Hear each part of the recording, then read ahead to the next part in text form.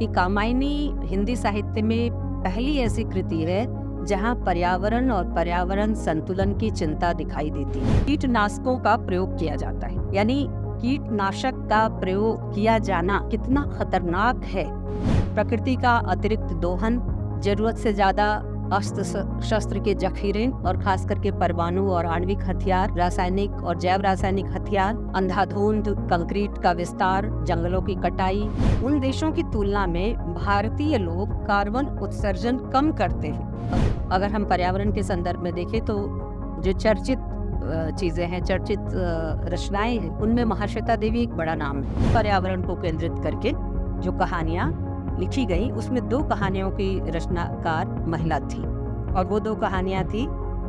एक कहानी का नाम है आविष्कार, ये असमिया कहानी है, दीपाली डेका ने लिखा है इसको।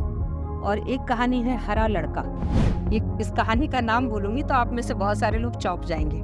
सुल्ताना का सपना, रुकैया सखावत हुसैन की कहानी है सुल्ताना का सपना।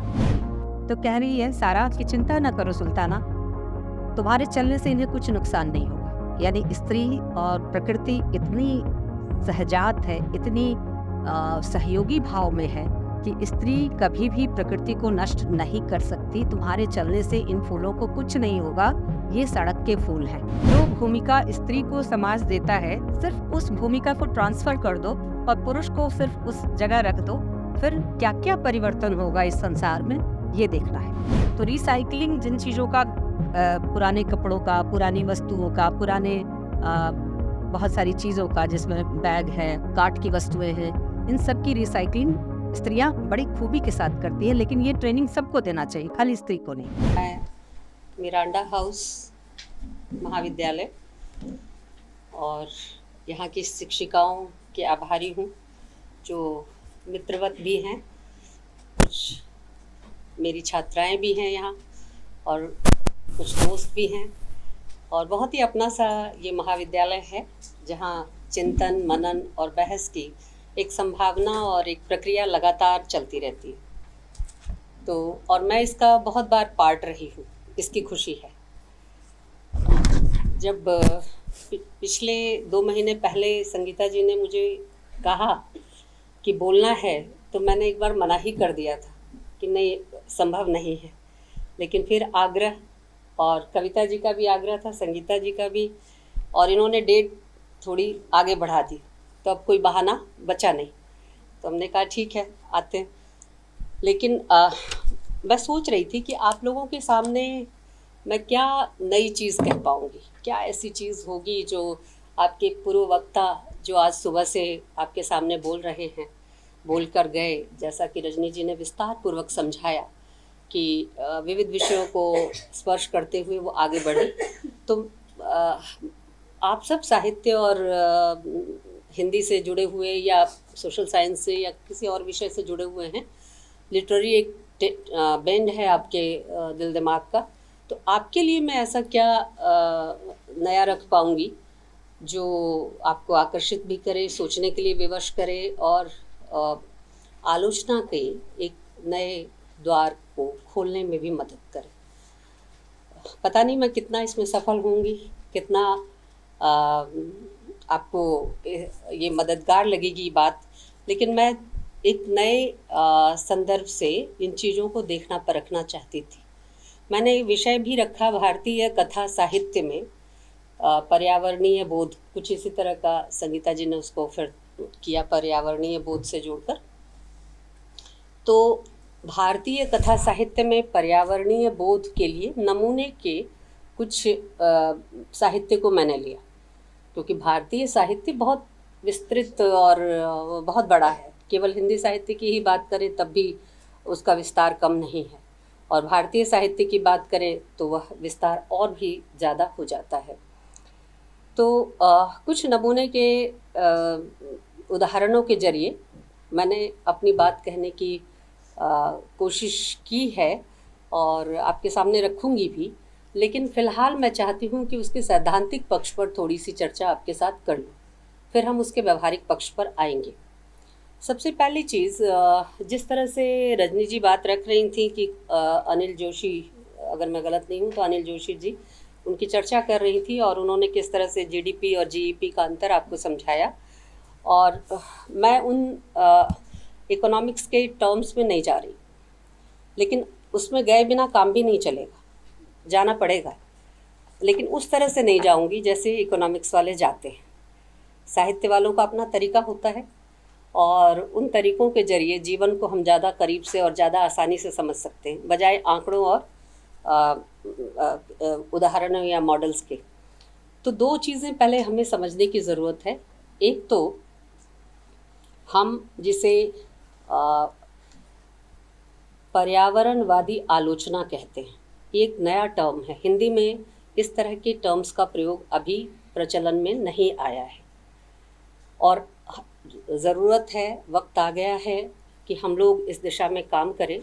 कुछ हमारी शिक्षिका मित्र और शिक्षक मित्र भी बैठे हैं, दोस्त भी बैठे हैं और विद्यार्थी भी हैं। तो पर्यावरणवादी आलोचना एक टर्म हम रखें, इस टर्म को थोड़ा सा एक दूसरे टर्म के विज़ाविज़ रखकर सोचें और फिर इसमें क्या क्या संभावना हो सकती है। हम किन प्रस्थान बिंदुओं के सहारे किसी टेक्स्ट की आलोचना कर सकते हैं और उसमें उन चीज़ों को पहचान सकते हैं जिसके ज़रिए हम कह सकते हैं कि यह जो टेक्स्ट है ये दरअसल पर्यावरण लेखन से संबंधित टेक्स्ट है। तो दूसरा जो पद है वह प्रचलन में है, उसके प्रचलन में कोई शंका नहीं है। वो दूसरा पद ये है इकोफेमिनिज्म या पर्यावरणवादी स्त्रीवाद। इकोफेमिनिज्म टर्म हिंदी में नया है, लेकिन अंग्रेजी साहित्य के लिए पुराना नहीं है और पुराना है, बहुत पुराना है। फ्रांसीसी साहित्य में भी और यूरोपीय जितने भी लेखन आलोचना के टेक्स्ट हैं उसमें इकोफेमिनिज्म टर्म बहुत आपको आराम से मिलता है, एक नया स्कूल है।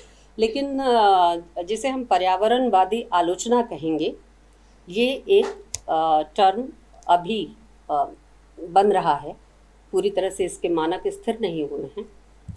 हिंदी में तो इस पर बिल्कुल उस तरह से चर्चा है ही नहीं। मैं आलोचना की बात कर रही हूँ, टेक्स्ट की बात नहीं कर रही हूँ कि जहाँ जंगल है, ज़मीन है, बादल हैं, आसमान है, मैं उसकी बात नहीं कर रही। ये नमूनों के जरिए पहचान करना आलोचना को विकसित नहीं करता। आलोचना को विकसित करने के लिए ज़रूरी है कि हम ठोस पदबंधों के साथ साथ उसकी जो व्यवहारिकता है और व्यवहारिकता को पूरी प्रक्रिया में, प्रोसेस जिसको हम कहते हैं, एक पूरा थॉट प्रोसेस होता है जिसके ज़रिए हम आलोचना में प्रवेश करते हैं और फिर उस पर किसी टेक्स्ट की परख करते हैं। तो दो चीज़ें हैं, एक तो पर्यावरणवादी स्त्रीवाद और एक है पर्यावरणवादी आलोचना।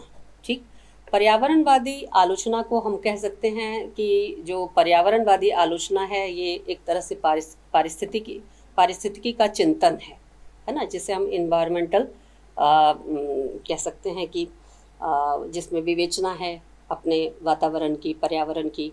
और ये जो पर्यावरणवादी चिंतन है, जिसे हम आलोचना अगर साहित्य के टर्म में लाएंगे तो पर्यावरणवादी आलोचना टर्म का प्रयोग करना होगा, वहाँ पर्यावरणवादी चिंतन से काम नहीं चलेगा। तो ये इस टर्म को शुरू हुए बहुत ज़्यादा दिन अंग्रेजी में भी नहीं हुआ है, अमेरिका में इसकी बुनियाद रखी गई थी दरअसल एक परी कथा के जरिए, जो फेबल्स होते हैं जिसमें उपदेशात्मक कहानियाँ कही जाती हैं, उसके जरिए अमेरिकी एक राइटर थी, संयोग से महिला ही थी, रैचल कार्सन ने साइलेंट स्प्रिंग नाम की एक किताब लिखी जिसमें बहुत सारी कहानियाँ थी, बहुत सारे उपदेशात्मक कहानियाँ थी। उसमें एक कहानी थी अ फेबल फॉर टुमारो। ये एक कहानी थी, बच्चों को समझाने के लिए बोधपरक कहानियाँ थी ये। उसमें शुरुआत कुछ इस तरह से होती है, इस कहानी की शुरुआत कुछ इस तरह से होती है, वंस अपॉन अ टाइम, है ना, बहुत पुराने समय की बात है। जिस तरह से बच्चों को हम परी कथाएँ सुनाते हैं तो इसी तरह से शुरुआत होती है इस कहानी में। और उसमें कहा जाता है कि बहुत पुराने समय की बात है, एक समय में अमेरिका के बीचों बीच एक शहर हुआ करता था और जहाँ सभी अपने वातावरण के साथ तालमेल बिठाकर रहते थे। यानी ये जो कहानी है ये यहीं से शुरू होती है, जैसे परी कथाएं शुरू होती है या उपदेश कथाएं शुरू होती हैं। तो ये वाक्य बहुत सरल है, कुछ भी इसमें बनावट में, इसकी संरचना में कोई नया तत्व नहीं है। एक बहुत पुराने समय की बात है, एक राजा रहता था या एक राक्षस था, एक परी जिसके कैद में थी। इस तरह की जो शुरुआत है कहानी की, वैसे ही शुरुआत होती है। और इसमें जो महत्वपूर्ण चीज़ है कि जो कंट्रास्ट है उसको पकड़ने की ज़रूरत है। यानी इस वाक्य के भीतर जो अंतर विरोधी स्थितियां हैं, आलोचना को वहाँ उसकी पहचान करने की आवश्यकता है। और अंतर विरोधी स्थिति क्या है कि एक बहुत पुराने समय में, बहुत पुराने काल में, अवधि में, एक समय अमेरिका में बहुत सारे लोग तालमेल बिठाकर रहा करते थे, प्रकृति के साथ तालमेल बिठाकर रहा करते थे। अब ये प्रकृति के साथ तालमेल बिठाकर रहा करते थे, एक बहुत छोटा सा उपवाक्य है, लेकिन इसी में सारा अंतर्विरोध छुपा हुआ है। यानी किसी न किसी कारण से वह तालमेल खत्म हो गया। कोई एक ऐसा कारक आया, कोई एक ऐसा कारण आया जिसकी वजह से वो तालमेल आज नहीं है। पुराने कभी किसी ज़माने में हुआ करता था, लेकिन वो तालमेल आज टूट गया। और इसको टूटा ये कैसे, इसके टूटने की कारणों की पड़ताल बहुत ही वैज्ञानिक लेकिन कलात्मक तरीके से रचल करती है, बहुत ही कलात्मक तरीके से। कहानी में कहानीपन का भी मज़ा है, और इन्वायरमेंट को लेकर, प्रकृति और पर्यावरण को लेकर एक चिंता भी जाहिर की गई है।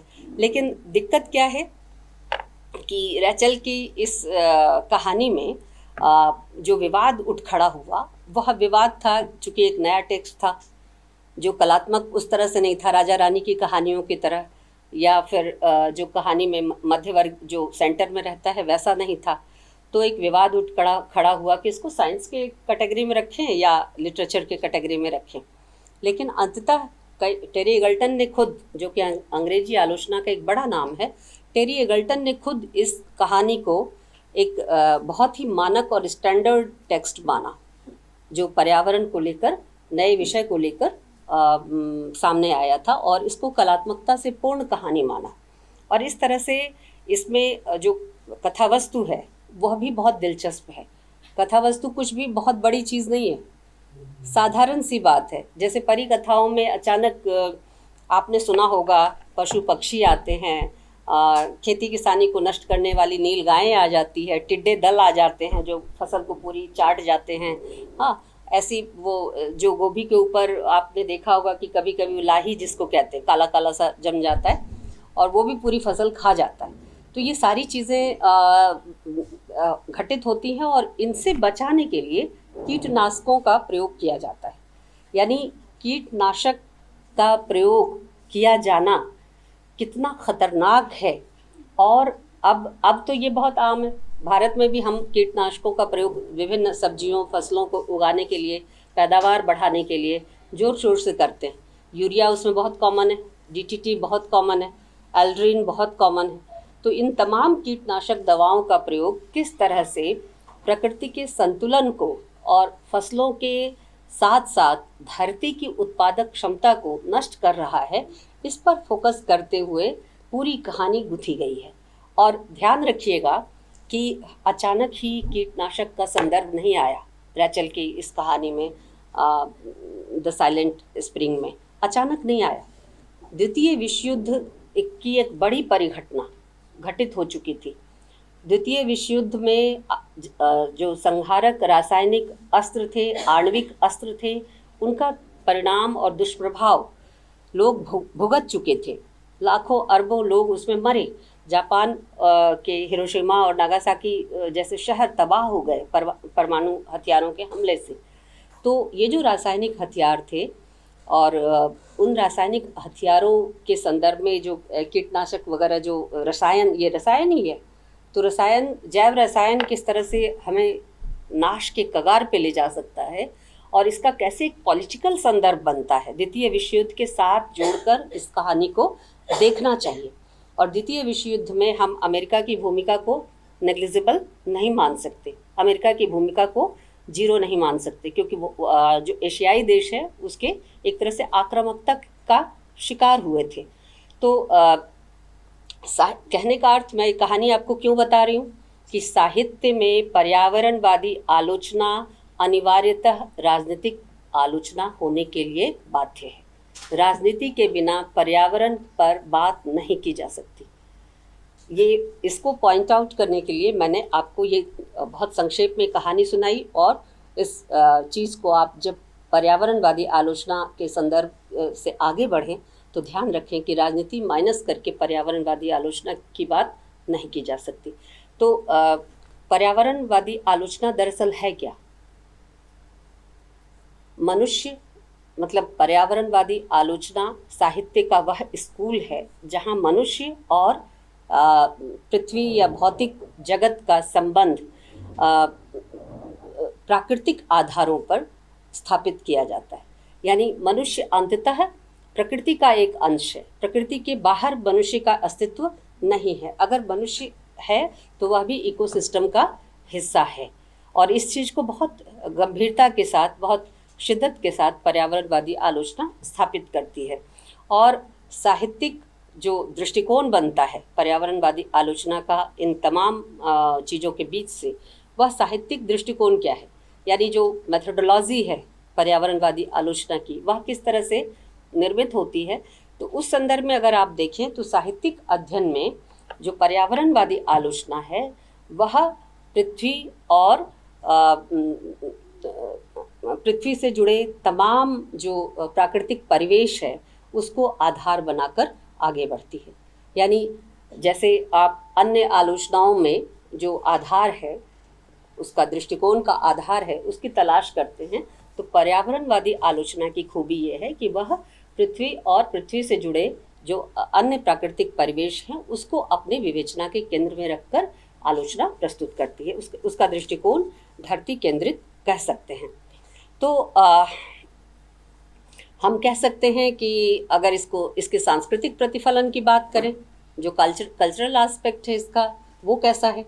यानी साहित्य कल्चर का एक हिस्सा है ना, आप सब जानते हैं, ग्रेजुएशन के बच्चे हैं लेकिन इतना तो जानते हैं कि साहित्य और संस्कृति दो चीज़ों को मिलाकर हम बात करते हैं। साहित्य को संस्कृति से अलग करके बात नहीं करते। तो साहित्य कहते ही अपने आप जो जुड़वां शब्द चला आता है वो है संस्कृति। तो संस्कृति के संदर्भ से अगर हम देखें इस आलोचना को, तो ये क्या है, इसका जो सांस्कृतिक विश्लेषण होगा वो एक तरह से जिस नैतिकता में अपने को तब्दील करेगा। साहित्य क्या कहता है? साहित्य उपदेश नहीं है, लेकिन साहित्य कोई ना कोई संदेश जरूर है। चाहे वो आधुनिक साहित्य हो, चाहे वो पहले की जातक कथाएं हो, वो उपदेश कई बार सीधे सीधे वो उपदेश है, कई बार वो ऐसा लगता है कि सीधे सीधे उसमें मोरल ऑफ द स्टोरी आपको बताई जा रही है। लेकिन जो आधुनिक लिटरेचर है उसमें मोरल ऑफ द स्टोरी कुछ नहीं है। एब्सर्ड तरीके से कहानी या नाटक या कोई भी चीज़, कविता खत्म हो जाती है, लेकिन उसमें एक संदेश तो है। उसी संदेश की खोज, उसी की पड़ताल आलोचना करती है। तो जो पर्यावरणवादी आलोचना है, अगर हम उसके संदर्भ से बात करें तो इसका सांस्कृतिक पक्ष जहाँ खड़ा होगा वो है हरित नैतिकता का, ग्रीन एथिक्स। अगर हम नैतिकता के संदर्भ में साहित्य को संस्कृति के साथ जोड़कर देखें तो ये हरित नैतिकता के पक्ष में खड़ा हुआ साहित्य है। और इस तरह से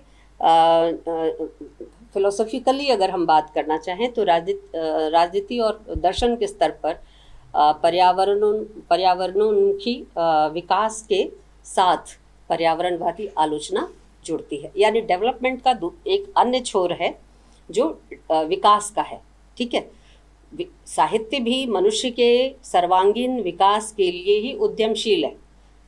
वह आपको जगह जगह कभी हाथ पकड़ के, कभी प्यार से, कभी आक्रोश से भरकर, कभी क्रोध और आवेश में लाकर आपको सिखाता ही है कि आप क्या करें और क्या ना करें।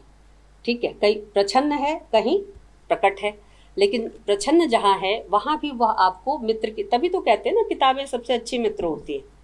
कुछ ना समझ आए तो आप किताब पढ़िए, सबसे अच्छा समय कटता है। तो क्यों कहते हैं ऐसा? क्योंकि जीवन के साथ जो साहित्य का जुड़ाव है वह सबसे अधिक है। कला के तमाम रूपों में साहित्य के संदर्भ से अगर हम देखें तो साहित्य जीवन के साथ, मनुष्य जीवन के साथ सबसे ज़्यादा प्रत्यक्ष रूप से जुड़ा हुआ है। तो इसी अर्थ में जो मनुष्य का सर्वांगीण विकास है वह लक्ष्य है साहित्य का। अब जितने भी जीडीपी और जीईपी हैं ये मनुष्य के सर्वांगीण विकास के लक्ष्य को तो नहीं रख रहे, या आर्थिक विकास के लक्ष्य को रख रहे हैं, या इन्वायरमेंटल डेवलपमेंट के लक्ष्य को रख रहे हैं। लेकिन मनुष्य का सर्वांगीण विकास जो है वो साहित्य का अनिवार्य लक्ष्य है। और जाहिर है कि पर्यावरणवादी आलोचना भी मनुष्य के विकास के लक्ष्य से अपने को दूर नहीं रख सकती। और ऐसी स्थिति में हम कह सकते हैं कि दर्शन और राजनीति के सिद्धांत के तौर पर पर्यावरणवादी आलोचना का जो अन्य महत्वपूर्ण पक्ष है वो है मनुष्य के विकास का लक्ष्य। ठीक है। इसी तरह से अगर हम इकोफेमिनिज्म की बात करें या पर्यावरणवादी स्त्रीवाद की बात करें तो जाहिर है जैसा मैंने कहा कि यह भी राजनीति से अलग सिद्धांत नहीं है। राजनीति के परे जाकर न तो हम इकोफेमिनिज्म को देख सकते हैं, न पर्यावरणवादी आलोचना को देख सकते हैं। पर्यावरणवादी स्त्रीवाद भी उससे मुक्त नहीं है। लेकिन पर्यावरणवादी स्त्रीवाद और पर्यावरणवादी आलोचना में एक बड़ा फ़र्क है। दोनों एक नहीं है, दोनों में बड़ा फ़र्क है। और वो फ़र्क ये है कि पर्यावरणवादी स्त्रीवाद जहाँ पर्यावरण और स्त्री के अंतर संबंधों की बात करता है, वहीं पर्यावरणवादी आलोचना पर्यावरण और मनुष्य के अंतर संबंधों की बात करती है। धरती उसके केंद्र में है, जबकि पर्यावरणवादी स्त्रीवाद धरती को केवल केंद्र में नहीं रखता, उसके सामने स्त्री है और स्त्री के साथ वो धरती को जोड़ता है, ऐड ऑन करता है। तो जो ये एक तरह से कह सकते हैं कि ऐड ऑन आलोचना है, ये इसको जोड़कर की गई आलोचना है। और उसमें जो कॉमन चीज़ निकल कर आती है वो है दमन। संगीता, कितनी देर तक हमें बोलना है? हम तो अभी पी रहे हैं। मैं आप बोलिए। तो मुझे जैसा लग रहा है कि समझ में आने लगा कुछ। शुरू हुआ है। तो है ना टाइम? हाँ, ठीक। तो जो पर्यावरणवादी आलोचना है और पर्यावरणवादी स्त्रीवाद है, दोनों का बुनियादी अंतर ये है कि पर्यावरणवादी स्त्रीवाद में स्त्री और धरती या पर्यावरण एक समतुल्य है, बराबर है। यहाँ तक कि दोनों का उत्पीड़न, दोनों का दमन और दोनों की जो ज़रूरतें हैं, रिक्वायरमेंट्स हैं, और दोनों की जो मुक्ति का कॉन्सेप्ट है, फ्रीडम जिसे हम कहते हैं, ये बहुत बड़ा पक्ष है स्त्रीवाद का। तो दोनों की मुक्ति का जो कॉन्सेप्ट है ये एक है, यानी समतुल्यता। पर्यावरण और स्त्री के अस्तित्व के बीच की समतुल्यता पर्यावरणवादी स्त्रीवाद की बुनियादी चीज़ है। ये समझने वाली बात है। आप लोगों को समझने में दिक्कत तो नहीं है? तो समतुल्यता का मतलब है इक्वलिटी, और इक्वलिटी किससे जोड़ रही है? धरती के साथ। धरती क्या है? माँ है। धरती क्या है? माँ है। वो हमारी ज़रूरतों को पूरा करती है। हाँ, रत्न प्रसविनी है ये धरती। पंत की वो कविता है ना, बचपन में मैंने छिपकर सिक्के बोए थे। हाँ, और क्या क्या कल्पना की थी कि एक दिन सिक्का जो है, सिक्कों के कलदार वृक्ष होंगे और अर्धशती हहराती बीत गई, जैसे मेरी बीत रही है। अर्धशती 50 साल के हो गए लेकिन सिक्कों के फल नहीं आए। तो आह धरती कितना देती है, कविता का शीर्षक ही है आह धरती कितना देती है। तो धरती तो बहुत देती है, सवाल है कि धरती को हम क्या दे रहे। जो हम देंगे वही प्राप्त करेंगे। उपदेशों में ऐसी भाषा है कि जैसा बोओगे वैसा ही काटोगे। लेकिन जब कला में, साहित्य में, कविता में वो चीज़ आती है तो कवि को ये अनुभव होता है कि आह धरती कितना देती है, लेकिन हम ही कुपात्र हैं, हम धरती से ले नहीं पाते। क्योंकि बीज की जगह अगर हमने द्रव्य बो दिया है तो द्रव्य में तो पत्ते नहीं आएंगे, सिक्कों के कलदार वृक्ष कभी नहीं होंगे। और गलत बीज से धरती को अगर हम बांझ कहें तो गलती धरती की नहीं है, हमारी सोच की है। तो ये जो चिंतन है, ये चिंतन ध्यान दीजिए कि टेक्स्ट कैसे अपना मीनिंग बदलता है। बहुत पुराना टेक्स्ट है, 10वीं में 8वीं में हम लोगों ने पढ़ा था, तो लेकिन अभी भी याद है क्योंकि इसका जो अर्थ है वो बहुत संप्रेषणीय था। तो आज इसलिए याद है क्योंकि अभी आपके सामने जो बोलना है, अचानक मुझे ये पंक्ति याद आई। तो अगर आप देखें कि पुराना टेक्स्ट भी अपना नए आलोचना बिंदु के सहारे, नए आलोचना दृष्टि के सहारे, पुराना टेक्स्ट भी अपने अर्थ कैसे बदल सकता है। ये साधारण से छोटा सा एक टेक्स्ट है, मैंने उदाहरण दिया। कामायनी को मैंने उस पर लिखा भी है, आप चाहें तो विस्तार से पढ़ सकते हैं कि कामायनी हिंदी साहित्य में पहली ऐसी कृति है जहाँ पर्यावरण और पर्यावरण संतुलन की चिंता दिखाई देती। पहली ऐसी कृति है, इसके पहले कोई ऐसी कृति नहीं। प्रकृति का मिलना, प्रकृति का आलंबन उद्दीपन चित्रित होना, मध्यकाल से लेकर आधुनिक काल तक और आदिकाल तक प्रकृति का मिलना पर्यावरण की चिंता या पर्यावरण का विवरण नहीं है, पर्यावरण का एक तरह से प्रस्तुतिकरण भी नहीं है। प्रकृति तो मनुष्य के अंग अंगी रूप में होकर आ रही है, वो अलग चीज़ है। लेकिन पर्यावरण की चिंता की हमने, पर्यावरण चिंता कहाँ से पैदा होती है कि हमने प्रकृति के जो प्रकृत नेचुरल स्वरूप है उसमें कुछ चेंज कर दिया है, कुछ बदल दिया है। और ये बदलना जो है वो प्रकृति के अपने जो प्रकृत रूप है, सहज रूप है, उसके खिलाफ जाता है। यहीं से आप स्त्री और प्रकृति की एक रूपता का सिद्धांत भी देखते हैं। और कहीं ना कहीं पंत जो कह रहे हैं कि आह धरती कितना देती है, रत्न प्रसविनी है यह धरती, अब यह समझ चुका हूँ। ये धरती कैसी है? रत्नों को उगलने वाली है। लेकिन इसमें क्या है, मनुष्य अपने लालच के सिक्के ना बोए, इसमें असली वृक्ष डाले जाएं, बीज डाले जाएं, जो धरती फोड़कर अखुआएं और अंकुर लेकर फिर अपने को वृक्ष के रूप में स्थापित कर पाए। तो जो दो चीज़ अलग करती है पर्यावरणवादी स्त्रीवादी चिंतन को और पर्यावरणवादी आलोचना को, वो स्त्री और धरती की समतुल्यता, साथ ही साथ दो बड़े उद्देश्य, यानी दो चीज़ें हैं जिससे मनुष्य प्रभावित होता है। एक, अगर आप उसकी स्वतंत्रता छीन लें, उससे मनुष्य और उसके व्यक्तित्व के विकास में सबसे बड़ी बाधा आती है। तो जैसे स्त्री की स्वतंत्रता छीनी गई, स्त्री पर बंधन और तमाम तरह की रूढ़ियों को लादा गया, उसी तरह से हमने प्रकृति की स्वतंत्रता भी छीन ली। प्रकृति को भी उसके उन्मुक्त रूप में, उसके जंगलीपन में, उसके नेचुरल या सहजात रूप में हमने रहने नहीं दिया। हम लगातार काट छांट करते आ रहे हैं। अब आप देखते हैं ना, छोटी छोटी समस्याएं जो घर में आ जाती हैं कि कहीं किसी पाइप के अंदर पीपल का वृक्ष पैदा हो रहा है, और उस आए दिन जो सोसाइटीज़ है उसमें समस्या आती है कि पाइप्स के अंदर पीपल के वृक्ष पैदा हो रहे हैं और उसको कटवाना उतने 13, 14, 26 माले पे जाके कोई आसान बात नहीं। लेकिन अगर कटवाए नहीं तो आपका फ्लैट या घर नुकसान में जाएगा, छतें टूट जाएंगी, तो उसको कटवाना होता है। लेकिन कभी सोचा हमने कि वृक्ष हमारी जगह पे नहीं उगाया, हम वृक्ष की जगह पर खड़े हो गए, ये गलती हमारी है, वृक्ष की नहीं है। उसके लिए धरती हमने नहीं छोड़ी, तो जहाँ जल मिला उसने अपना जीवन ढूंढ लिया, लेकिन धरती की तलाश उसको है, इसलिए वो अपनी जड़ों को नीचे दिए जा रहा है। तो जो स्त्रीवादी पर्यावरणवादी चिंतन है वह स्वतंत्रता को, मुक्ति को, सहजात जीवन को महत्वपूर्ण मानता है।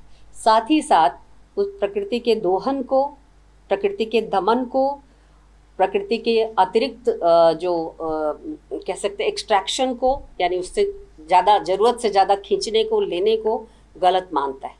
ठीक इसी तरह से स्त्री के दमन, स्त्री के दोहन और स्त्री के क्षमता के अतिरिक्त एक्सट्रैक्शन की भी बात आती है। तो यहाँ ये समानता है, स्त्रीवादी पर्यावरणवादी दृष्टि जो है वह यहाँ से चालित होती है। जबकि पर्यावरणवादी आलोचना में ज़रूरी नहीं है कि स्त्री ही केंद्र में हो, वो पर्यावरण केंद्र में होता है, और पर्यावरण के साथ साथ मनुष्य, जिसमें स्त्री भी शामिल है। एक वेग डेफिनेशन है मनुष्य की, जिसमें स्त्री, दलित, अल्पसंख्यक, अस्मितावादी, गैर अस्मितावादी सारे लोग शामिल हैं, ठीक है। और उसमें अंततः जो चिंता है वो मनुष्य आधारित चिंता है। और इकोफेमिनिज्म जिसे हम कह सकते हैं, वो लिंग, जाति, वर्ग, इन सब के बीच से वह स्त्री के साथ हो रहे भेदभाव को, हो रहे उत्पीड़न के संदर्भों को आगे करके ले आता है। तो इस फील्ड में बहुत सारे लोगों ने काम किया है, मैं नाम लेकर आपको बोर नहीं करूँगी। एक महत्वपूर्ण पक्ष इसके साथ, मैं अब टेक्स्ट पे आऊँगी, इसलिए मैं भूमिका बना रही हूँ ताकि वो उन चीज़ों को आप समझ लें, फिर मैं टेक्स्ट पर आती हूँ। जो स्त्रीवादी पर्यावरणवादी आलोचना है अथवा पर्यावरणवादी जो आलोचना है, दोनों में एक चीज़ कॉमन है।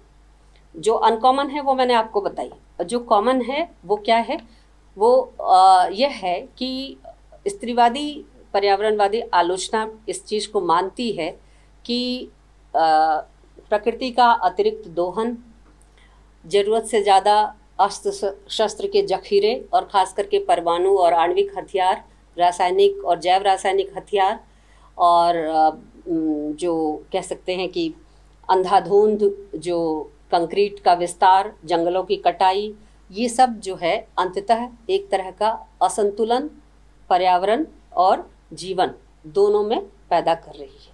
जीवन में इस तरह की लगता है कि ये सारी चीज़ें केवल पर्यावरण को प्रभावित कर रही, लेकिन अगर युद्ध होता है, अगर जैव रासायनिक हथियारों का प्रयोग होता है या आणविक हथियारों का प्रयोग होता है या संकट की कोई भी स्थिति आके खड़ी हो जाती है, ठीक है, कौन सबसे ज़्यादा प्रभावित होता है? स्त्री प्रभावित होती है, मासूम बच्चे प्रभावित होते हैं, असहाय बुजुर्ग प्रभावित होते हैं। यानी वे लोग प्रभावित होते हैं जो तुलनात्मक तौर पर शारीरिक तौर से अक्षम हैं या कमज़ोर हैं, अथवा किसी भी कारण से किसी व्याधि की वजह से दूसरे पर निर्भर हैं। अच्छा, ये व्याधि शारीरिक भी हो सकती है और ये व्याधि सामाजिक भी हो सकती है। सामाजिक व्याधि में वर्चस्व है, सामाजिक व्याधि में शोषण है, सामाजिक व्याधि में साधनों का अभाव है। बहुत सारे हमारे यहाँ ऐसी स्थितियाँ हैं जिसमें पोलियो के टीके के बिना लोगों को अपने अंगों से हाथ धोना पड़ा, या उचित डॉक्टरी इलाज के अभाव में यानी संसाधनों के अभाव में, चाहे वो पैसा रहा हो, चाहे अस्पताल की उपलब्धता रही हो, उसके कारण बहुत सारी स्त्रियां और पुरुष भी और बुजुर्ग भी अपने विभिन्न स्वस्थ अंगों से हाथ धो बैठे। तो ये शारीरिक व्याधि केवल शारीरिक व्याधि नहीं है, ये सामाजिक व्याधि भी है, और सामाजिक व्याधि को हम कई तरह से डिफाइन कर सकते हैं। तो सैन्य शासन के विरोध में आप देखेंगे, आप मणिपुर की महिलाओं को याद कीजिए किस तरह से वो सेना के वहाँ उपस्थिति को लेकर लगातार विरोध कर रही हैं। तो शायद सैन्य शासन का विरोध केवल मणिपुर में कर रही हैं ऐसा नहीं है। अमेरिका में एक बड़ा मुहिम चला था, अमेरिका की स्त्रियों ने वहाँ के रंगभेद के खिलाफ, सैन्य शासन के खिलाफ लगातार आंदोलन चलाया था। केन्या में ग्रीन बेल्ट आंदोलन चला था। तो जो यूरोपीय देश हैं वहाँ भी स्त्रियां इन्हीं मुद्दों को लेकर, जो पर्यावरणवादी स्त्रीवाद है उसके अंतर्गत स्त्री के प्रश्नों को और व्यवस्था के प्रश्नों को लगातार उठाती रही। तो ये चीज़ समझने की है। इसके साथ ही साथ जो चीज़ हम आपके साथ शेयर करना चाहते हैं वो है कि जब भी कोई स्त्री पर्यावरण के विनाश, परमाणु युद्ध की संभावनाओं और जैव तकनीकों के विकास इत्यादि पर, और इसके साथ साथ जो चीज़ जैव तकनीक के विकास की जब हम बात करते हैं तो इसका एक बहुत खतरनाक पक्ष है जो जेनेटिक्स या आनुवांशिकी में हेर फेर के विज्ञान के तौर पर विकसित हो रहा है। यानी हमारे जेनेटिक्स को भी कंट्रोल किया जाता है, किया जा सकता है, हमारी क्लोनिंग भी की जा सकती है, और हम मतलब हम हट्टे कट्टे स्वस्थ हैं, लेकिन हमारे जरिए किसी और व्यक्ति के या उसके बिना शारीरिक संपर्क के भी जेनेटिक्स में परिवर्तन करके हम आसानी से किसी तीसरे अस्तित्व को जन्म दे सकते हैं। ये पशुओं में भी है, ये फसलों में भी है, ये मनुष्यों में भी है। मनुष्य वाले पर बैन लग गया है, लेकिन फसल और पशुओं पर ये अभी भी प्रक्रिया जारी है। तो जो आनुवांशिकी में फेरबदल है, आप देखिए कि उसका असर प्रकृति पर बहुत गंभीर तरीके से पड़ रहा है। और जो प्रजनन की तकनीक है जिसमें आप देखिए नए नए सामाजिक सवाल उठ खड़े हो रहे हैं। सरोगेसी का सवाल उसी में से आया है ना, सरोगेट मदर और उसके राइट्स का सवाल उसी में से आया है। तो सामाजिक जो सवाल हैं और स्त्री के, खास करके स्त्री के प्रजनन अंगों से जुड़े हुए जो सवाल है, गर्भ पर अधिकार किसका, ये भी बहुत महत्वपूर्ण सवाल है, जिसको एक समय में केवल गर्भ पर अधिकार स्त्री का नहीं था, बल्कि गर्भ पर अधिकार स्त्री के परिवार का था, और उसमें भी उसके पुरुष पति का था जो उसका स्वामी हुआ करता था। तो ये तमाम चीज़ें महत्वपूर्ण हैं, और इसमें जो पितृसत्तात्मक वर्चस्व और स्त्री के प्रति हिंसा का गंभीर सहमेल है वो आसानी से देखा जा सकता है।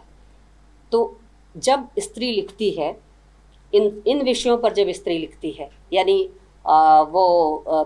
पर्यावरण के विनाश पर लिखती है, परमाणु तकनीक के विकास पर लिखती है, या जैव रासायनिक हथियारों के विकास पर लिखती है, अथवा परमाणु युद्ध की संभावनाओं पर लिखती है, अथवा कोई विज्ञान फिक्शन लिखती है, या फिर वह जब हम कह सकते हैं कि प्रजनन जैसे विषयों पर लिखती है, अपने अनुभवों पर लिखती है, या तकनीक के अनुभवों पर लिखती है, तब वह केवल लिख नहीं रही होती, बल्कि वह कहीं ना कहीं पितृसत्तात्मक जो चेतना है, दृष्टि है, इन तकनीक के पीछे, दवाओं के पीछे, हथियारों के पीछे, सैन्य शासन की व्यवस्था के पीछे, उसके साथ जुड़ी हुई जो स्त्री पर हिंसा की संभावना और यथार्थ है, दोनों को प्रश्नांकित करती है।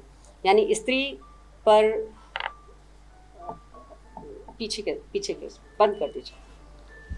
तो अब जो पर्यावरणवादी स्त्रीवादी आलोचना है और पर्यावरणवादी आलोचना है, दोनों के बुनियादी फ़र्क को मैंने स्पष्ट किया, और साथ ही साथ आपको ये भी मैंने अपनी तरफ से जाहिर करने की कोशिश की कि जो स्त्रीवादी पक्ष है, पर्यावरणवाद का जो स्त्रीवादी पक्ष है, वो कैसे एक तरह से प्रतिवादी कॉन्सेप्ट को भी हमारे सामने खड़ा करता है, जबकि पर्यावरणवादी जो आलोचना है वो केवल विश्लेषणात्मक पक्ष को हमारे सामने खड़ी करती है। ये बुनियादी चीज़ है।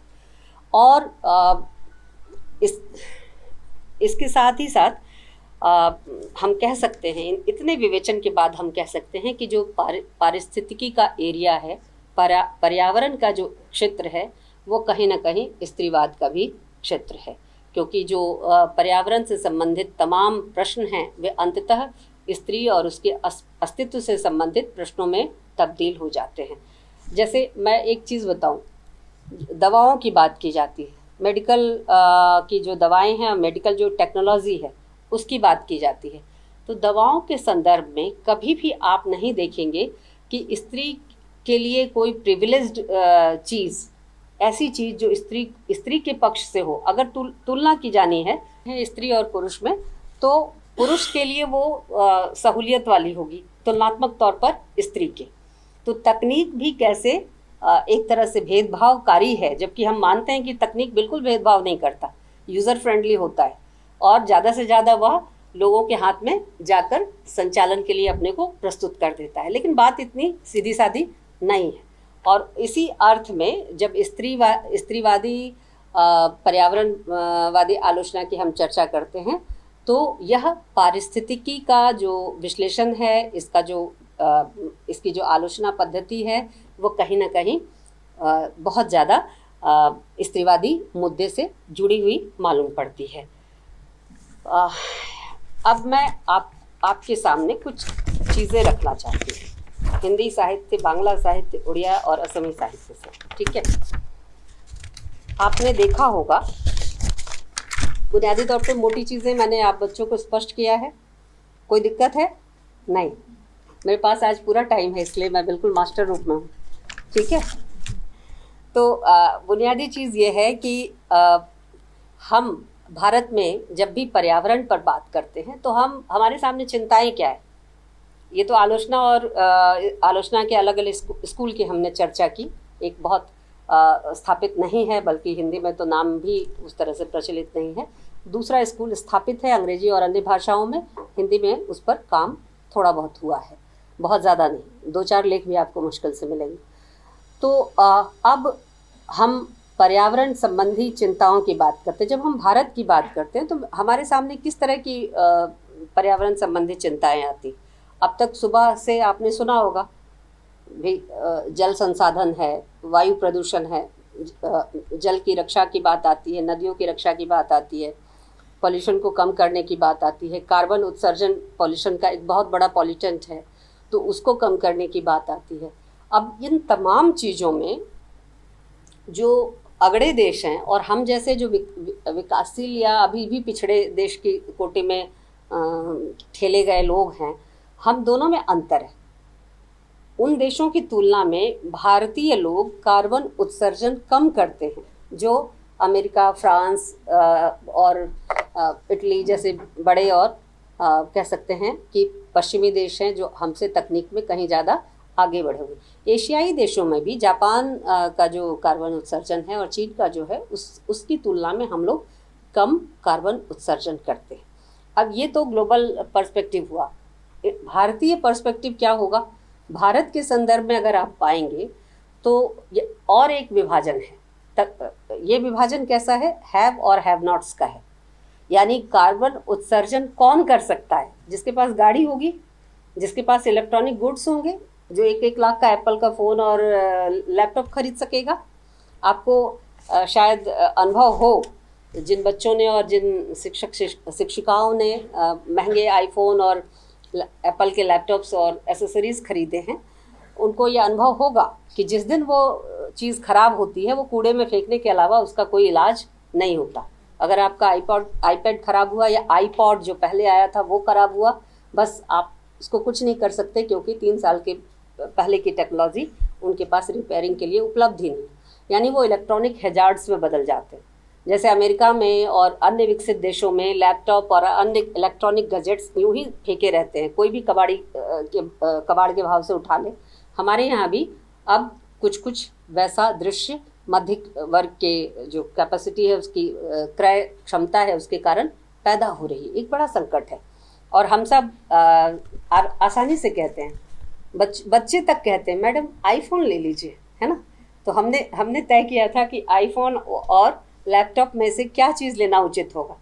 हमने लैपटॉप पर कोशिश की, लेकिन हमारा जो आईपैड था एप्पल का, वो 3-4 साल चलने के बाद जो ख़राब हुआ तो उसके डाटा को हम रिकवर नहीं कर पाए। सब जगह गए सर्विस सेंटर पर, लेकिन डाटा रिकवर नहीं हुआ। तो एक तो आपकी जो पर्सनल चीज़ें हैं वो लॉस हुई, उस लॉस का कोई रिपेयरमेंट नहीं है।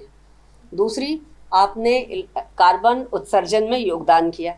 हमारे यहाँ वे लोग क्या योगदान कर सकते हैं जिनके पास ना तो आईपैड है, ना आईफोन है, ना लैपटॉप है, ना गाड़ी है, ना और किसी तरह का इलेक्ट्रॉनिक गैजेट है। हाँ, वो दूसरे तीसरे सेकंड हैंड की फेंकी हुई फ़ोनों का इस्तेमाल करते हैं। अब मज़दूर वर्ग में भी ये चीज़ आ रही है, लेकिन गाँव में देखिएगा कि अभी भी इतनी बड़ी संख्या नहीं है कि एक घर में 5-5, 6-6 फ़ोन चलाने की क्षमता हो, क्योंकि रिचार्ज करने का भी खर्च आता है। तो ऐसी स्थिति में जो लोग साधनहीन हैं भारतवर्ष के अंदर भी, वे कार्बन उत्सर्जन कम करते हैं बनिस्बत उन लोगों के जिनके पास साधन है, बुद्धि है, ज्ञान है, अवेयरनेस है। वे ज़्यादा कार्बन उत्सर्जन करते हैं। लेकिन जिनके पास कम बुद्धि है, अशिक्षित हैं, ज्ञान नहीं है, संसाधन भी नहीं है, इस वजह से वो कार्बन उत्सर्जन कम करते हैं। लेकिन इसके लिए उनको कोई कार्बन क्रेडिट नहीं मिलता। जैसे अन्य देश जो बहुत ज़्यादा कार्बन उत्सर्जन कर रहे हैं, या दिल्ली का उदाहरण ले लो, ग्रैब 1 लग चुका है, अब ग्रैब 2 शायद आज से शुरू है। हाँ, तो दिल्ली में देख लो, जब हमारी दिल्ली की सरकार बड़े आराम से घोषणा करेगी पॉल्यूशन लेवल हमने ग्रैब 2 लगाने के बाद इतना कम कर दिया, ये कार्बन क्रेडिट है।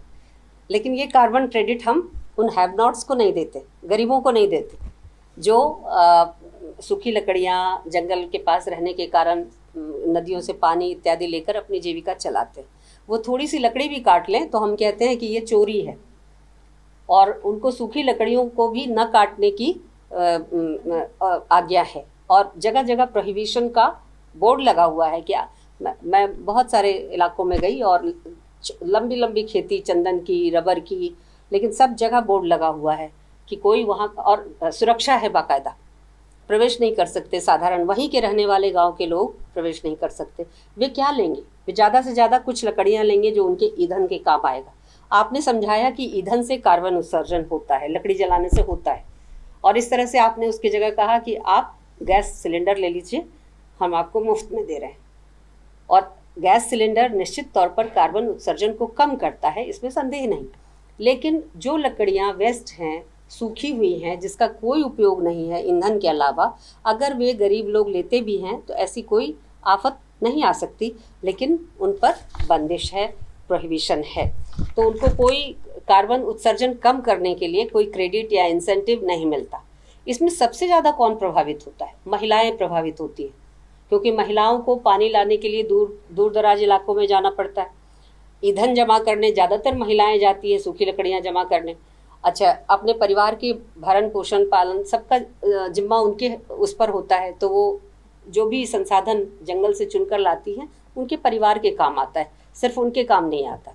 तो सबसे ज़्यादा पर्यावरण संरक्षण में और पर्यावरण के बैलेंसिंग में जो चीज़ पैदा होती है, अगर वो नष्ट हो रही है तो उसका रिसाइकलिंग होना भी ज़रूरी है, और वो रिसाइकलिंग महिलाएं कर पाती हैं। महिलाएं उसमें आंकड़ा और तमाम जितने भी रिसर्च हैं, शोध हैं, उनको अगर आप उठाकर देखें तो आप पाएंगे कि महिलाओं की उसमें बड़ी सकारात्मक भूमिका है, और लेकिन इसका कोई क्रेडिट इन महिलाओं को नहीं मिलता। तो जिसे हम क्रेडिट कहते हैं पर्यावरण को बचाने का, ऐसा कोई क्रेडिट महिलाओं को विशेष तौर पर नहीं मिलता, कार्बन उत्सर्जन रोकने के लिए नहीं मिलता, प्रकृति और पर्यावरण के संतुलन को बनाए रखने के लिए नहीं मिलता। तो ऐसे में महिलाएं ही सबसे ज़्यादा इससे प्रभावित होती हैं, वे खासकर वे महिलाएं जो अशिक्षित और ग्रामीण हैं, आदिवासी हैं। अब हम बात करते हैं कि लिटरेचर में, साहित्य में किस तरह से लिखा गया है, रचनाशीलता के स्तर पर इन सवालों को कैसे उठाया गया है, और कौन कौन सी महत्वपूर्ण रचनाएं हैं जिनको हम इस दिशा में देख सकते हैं। कुछ रैंडम मुझे नाम याद आ रहे थे तो मैंने नोट कर लिया कि मैं आपको बताऊंगी। और हमने आपको कुछ टेक्स्ट ऐसे ही बताया था अभी, और कुछ चीज़ें अगर हम पर्यावरण के संदर्भ में देखें तो जो चर्चित चीज़ें हैं, चर्चित रचनाएं हैं, उनमें महाश्वेता देवी एक बड़ा नाम है, और उनकी बांग्ला में लिखी किताब है अरण्य अधिकार, यानी जंगल, अरण्य माने जंगल, जंगल का अधिकार। और जंगल का अधिकार ये हिंदी में भी ट्रांसलेट हो चुका है, जंगल के दावेदार। अगर आपको याद हो तो पथ के दावेदार एक किताब थी शरद चंद्र चट्टोपाध्याय की, कुछ उसी तर्ज पर ये नाम है, जंगल के दावेदार। नासिरा शर्मा की किताब है कुइयाँ जान, आप जानते हैं। अनुपम मिश्र की बहुत सारी किताबें हैं, आज भी खड़े हैं तालाब, और हाँ, इसी तरह से हम महुआ माझी की देख सकते हैं, मरंगोड़ा नीलकंठ। एक दिलचस्प चीज़ बताऊं कि भोपाल गैस ट्रेजेडी पर बहुत कम रचनाएं मिली, जबकि भोपाल गैस त्रासदी ने भारतीयों के जीवन को बहुत बुरी तरह प्रभावित किया, भोपाल शहर के जीवन को प्रभावित किया, वहाँ काम कर रहे और रह रहे परिवारों को प्रभावित किया। लेकिन उस गैस के लीकेज पर, जो इतनी बड़ी दुर्घटना थी, और जितने भी परमाणु प्लांट हैं, आप रशिया में देखिए, भारत में देखिए, आए दिन उनमें लीकेज होती है, लेकिन खबर नहीं आती, खबर नहीं बनती, क्योंकि विज्ञान और विकास के तर्ज पर उनको रिसर्च और शोध का एक महत्वपूर्ण क्षेत्र माना जाता है, कि उस पर चाहे जितने भी संसाधनों की बर्बादी हो, जितने भी पैसे खर्च हों, उसको आप नेगेटिव खबर ना बनाएं, तो उस पर खबर ही नहीं बनती। लेकिन भोपाल गैस कांड में ये चीज़ देखी गई कि ये एक सार्वजनिक इसने नुकसान किया, और इस पर बहुत कम कहानियाँ या रचनाएं या कविता कुछ देखने को नहीं मिली। जैसे लॉकडाउन हुआ था, तो लॉकडाउन पे आपने देखा कि बहुत सारे अंग्रेजी में संकलन आए, कविता संकलन आए, कहानी संकलन आया, लेकिन भोपाल गैस ट्रेजेडी पर बहुत कम। मैंने एक कहानी पढ़ी सिर्फ, नासिरा शर्मा की, हंस में छपी थी, और उसी समय लिखी गई थी, एक मात्र कहानी है वो, अभी मुझे नाम याद नहीं आ रहा। तो इस तरह से रमणिका गुप्ता हैं, निर्मला पुतुल हैं, नगाड़े की तरह बजते हैं शब्द, 21वीं सदी में आदिवासी स्वर, इस तरह से आदिवासी साहित्य जो है वो ज़्यादातर जड़ जंगल ज़मीन पर लिखा गया है, तो वो वहाँ चीज़ें मिलती हैं। मैं कुछ नमूने के टेक्स्ट ले रही हूँ, उसमें अभी ज़्यादा विस्तार में नहीं जाऊँगी, तो 2 या 3 बस संकेत कर रही हूँ कि जब आप आलोचना करने जाएं तो आप किस तरह से करें, और हो सकता है आप इसमें और भी बहुत सारी चीज़ें जोड़ें। मेरा एक पक्ष है, स्त्रियों ने जब भी पर्यावरण के संदर्भ में लिखा है तो सोचकर, थीम बनाकर नहीं लिखा कि पर्यावरण पर रचना लिखनी है, ऐसा सोचकर नहीं। अच्छा, एक और दिलचस्प चीज़ कि पर्यावरण संबंधी जो आंदोलन था पश्चिम में 80 के दशक में उफान पर आया। मैं जिस टेक्स्ट की बात करने जा रही हूँ वो 80 का नहीं है, 100 साल पहले का है, और भारत का टेक्स्ट है। और इसको आप कैसे पर्यावरण के साथ जोड़कर पढ़ेंगे, मैं लालच तो बहुत है, पर मैं एक ही टेक्स्ट की बात करती हूँ और समेट देती हूँ उसको। तो कैसे आप इसको पर्यावरण के साथ जोड़कर पढ़ें और कैसे इसमें उन तमाम बिंदुओं की पहचान करें और एक नए आलोचना के संकेत के को आप जन्म दे सकें, इसकी चर्चा मैं आपके सामने करूं। तो 80 के दशक में जो चीज़ें, 60 में किताब आई, 64 में कार्सन ने लिखा, उसके पहले एक और फ्रांसीसी महिला थी, उसने लिखा, उसके बाद भी और कई लोगों ने लिखा, लेकिन ये सारा डेवलपमेंट 70 और 80 के दशक का है यूरोप में। भारत में जो टेक्स्ट मैंने उठाया है उसमें 2-4 टेक्स्ट तो आपको उदाहरण के लिए खाली बताऊंगी, वो 83 के दौर का है, लेकिन एक टेक्स्ट ऐसा है जो 1905 का है, 100 साल लगभग 75 साल पहले का, लगभग, तो 100 भी कह सकते हैं, एक दशक पहले का। यानी हम लोग क्यों नहीं सोचते ऐसा, हम अपनी आलोचना को इस तरह से क्यों नहीं डेवलप करते, ये हमारे लिए भी एक चैलेंज है।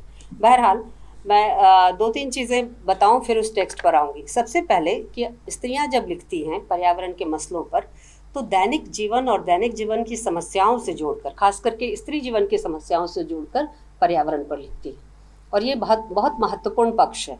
साथ ही साथ जो आसपास के लोग हैं, स्थान है, यानी देश काल वातावरण जिसको आप साहित्य में कहते हैं, साथ ही साथ जो ट्रांसपोर्टेशन है, परिवहन जिसको हम कहते हैं, जिससे संचार शब्द बना है, परिवहन के साधन, भोजन जैसे खाने में जो पकता है, भोजन सामग्री इत्यादि, वनस्पतियाँ, पेड़ पौधे, जानवर, खनिज, ऊर्जा, विज्ञान, विकास, सब कुछ स्त्री साहित्य में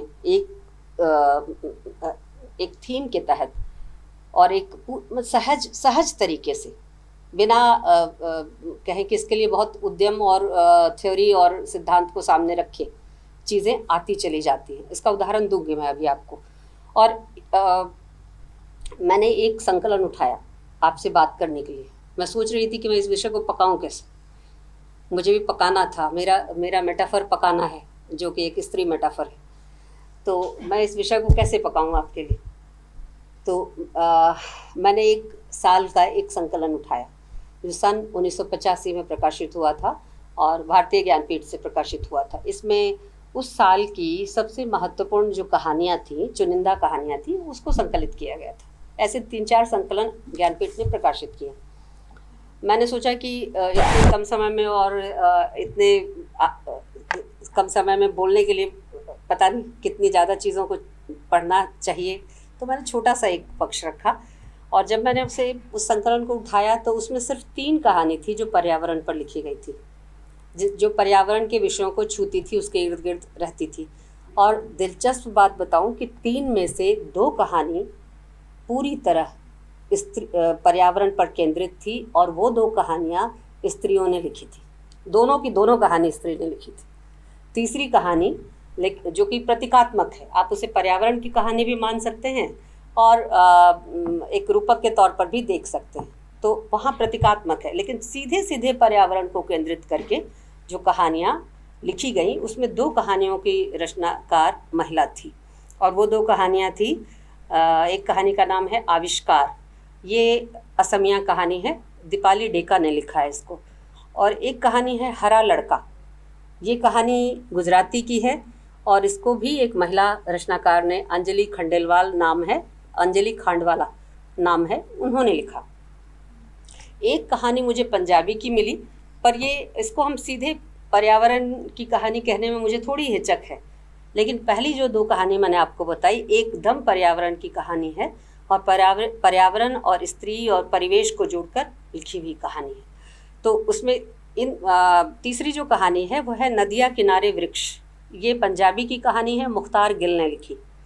और मुख्तार गिल ने नदिया किनारे वृक्ष में प्रकृति के संदर्भों को वैसे ही लिया जैसे मध्यकाल में हमारे रचनाकार लेते रहे।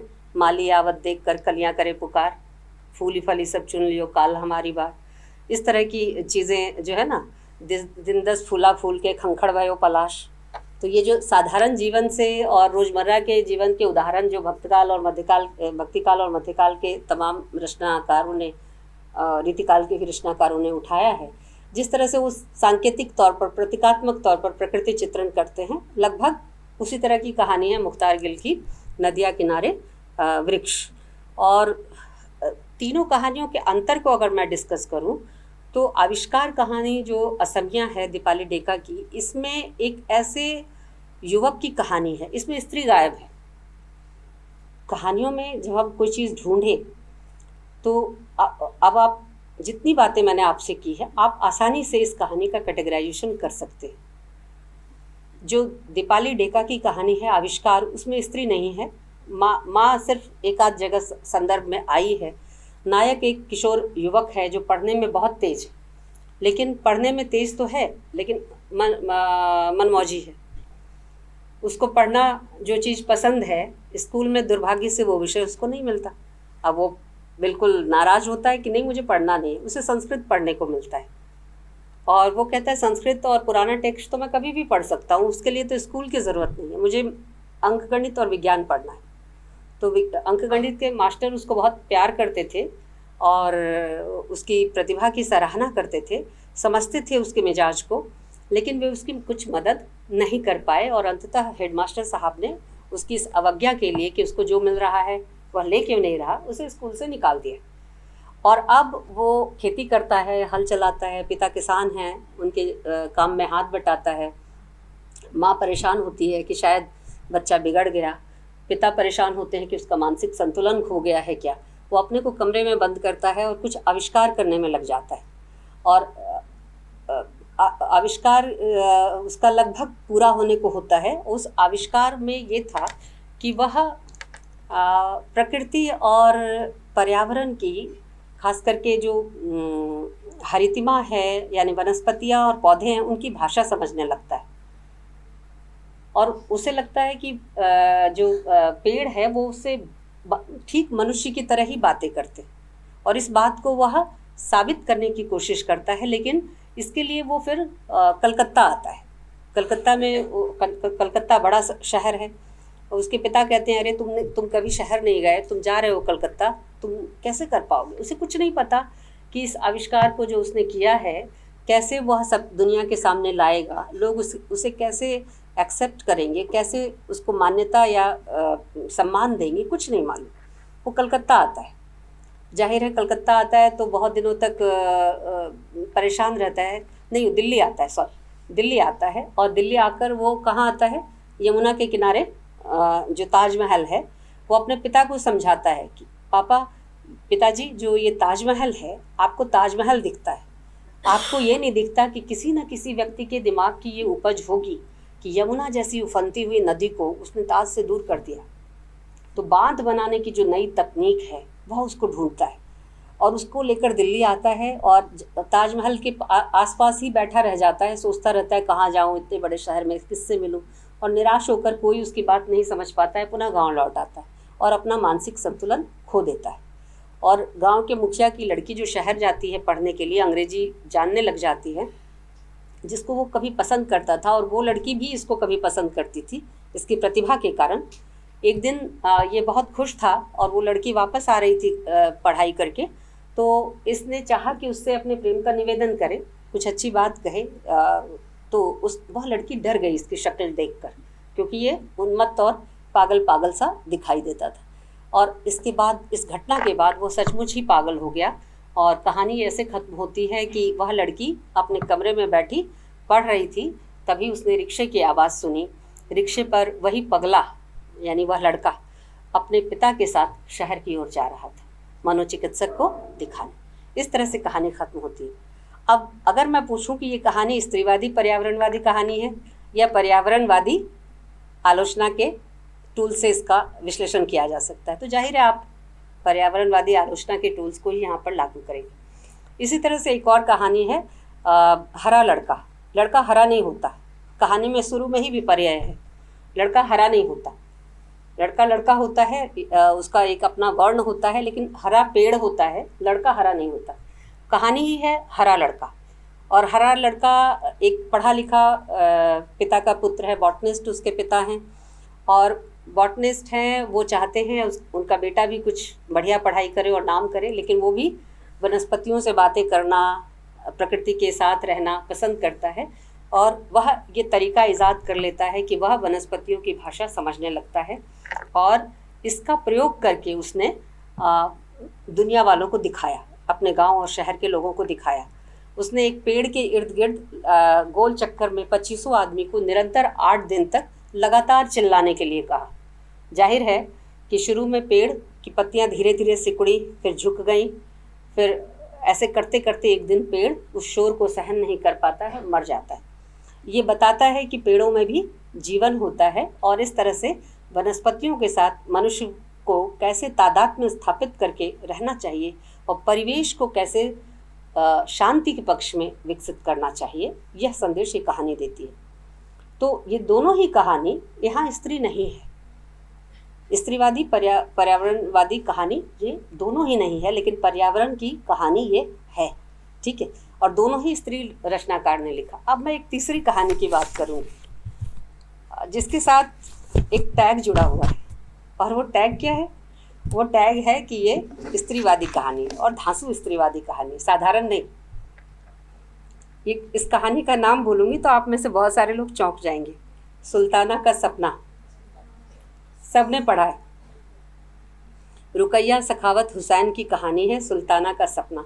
बांग्ला में लिखी गई है और ये कहानी सन 1905 में प्रकाशित होती है, सन 1905।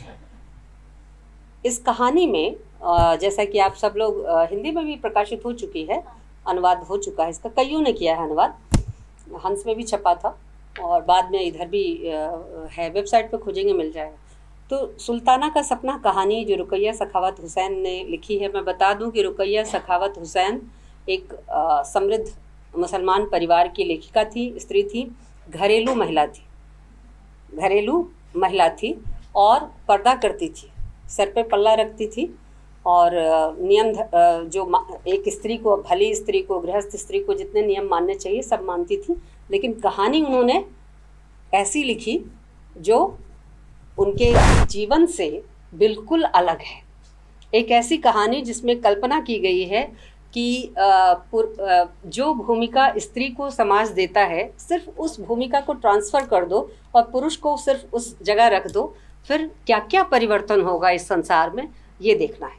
स्त्रीवादियों ने, जितने भी फेमिनिस्ट डिस्कोर्स के लोग हैं, फेमिनिस्ट हैं, उन सब ने इस कहानी को फेमिनिस्ट कहानी माना है। लेकिन जब मैंने अभी आप लोगों के लिए दोबारा इस कहानी को पढ़ा तो मुझे लगा कि इस कहानी के तो कई लेयर्स हैं, केवल फेमिनिस्ट कहानी नहीं है, ये इको फेमिनिस्ट कहानी है। और शायद हिंदी नहीं, भारतीय भाषाओं में बांग्ला की ये पहली इको फेमिनिस्ट कहानी है। और क्यों मैं कह रही हूँ ऐसा, मैं इसको स्पष्ट करूँगी। पहले तो आप ये देखिए कि कहानी जो शुरू होती है वो एक सपने से शुरू होती है। कहानी का टाइटल भी है सुल्ताना का सपना। सब कहानी के टाइटल में भी सपना है और कहानी शुरू भी होती है सपने से। लेखिका अपनी मेज पे बैठी हुई हैं और उनको लगता है कि और सोच किसके बारे में, जो ओपनिंग लाइन है कहानी की वही कन्फ्यूज़न पैदा करती है। मैं सुनाती हूँ आपको। एक शाम मैं अपने शयन कक्ष में आराम कुर्सी पर पड़ी थी और सुस्ताते हुए भारतीय स्त्री की दशा के बारे में सोच रही थी। अब ये कंफ्यूजिंग स्टेटमेंट है, सुस्ताते हुए भारतीय स्त्री की दशा के बारे में सोच रही थी। यहीं से भले लोगों ने लपक लिया कि ये स्त्रीवादी कहानी है। भारतीय स्त्री की दशा के बारे में लेखिका सोच रही है और 1905 में सोच रही है, ये तो अपने आप में बहुत बड़ी बात है।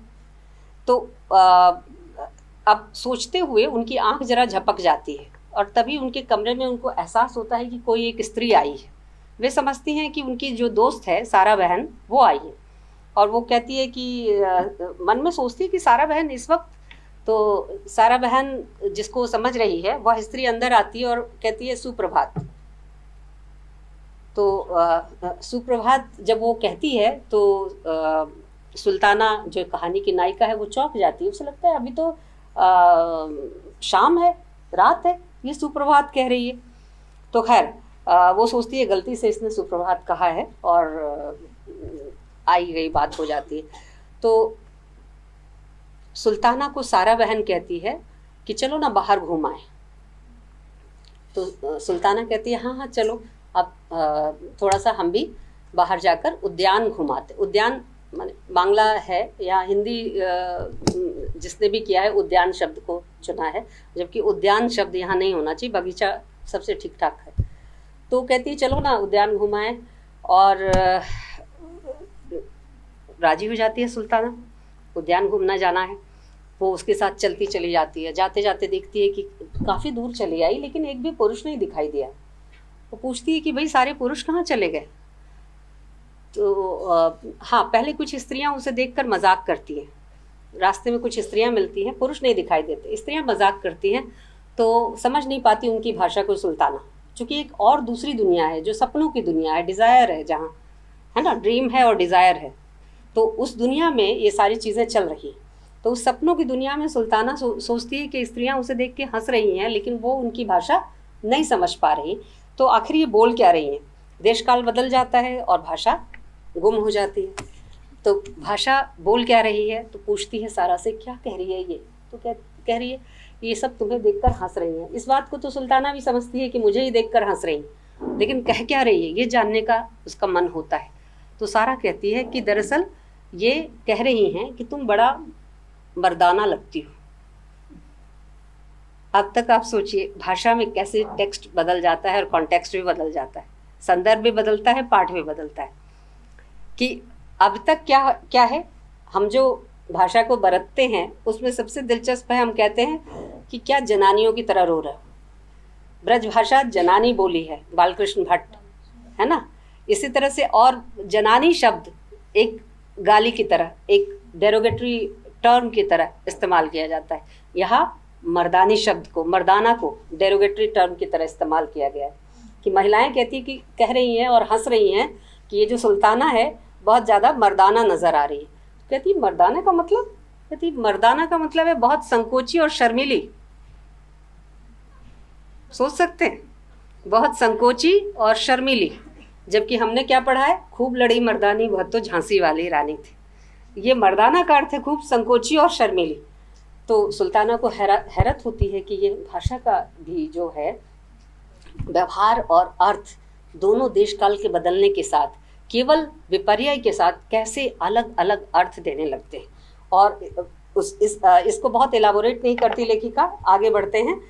तो पहला ही दृश्य, मैं क्यों इस कहानी को स्त्रीवादी पर्यावरणवादी कहानी कह रही हूँ और बहुत जोर दे के कह रही हूँ, इसलिए कह रही हूँ कि जो पहला दृश्य इस कंट्रास्ट के बाद इस कहानी में पैदा होता है वह प्रकृति का है। प्रकृति और प्रकृति के आकर्षक रमणीय रूप का है, मनोहर मनोरम रूप का है।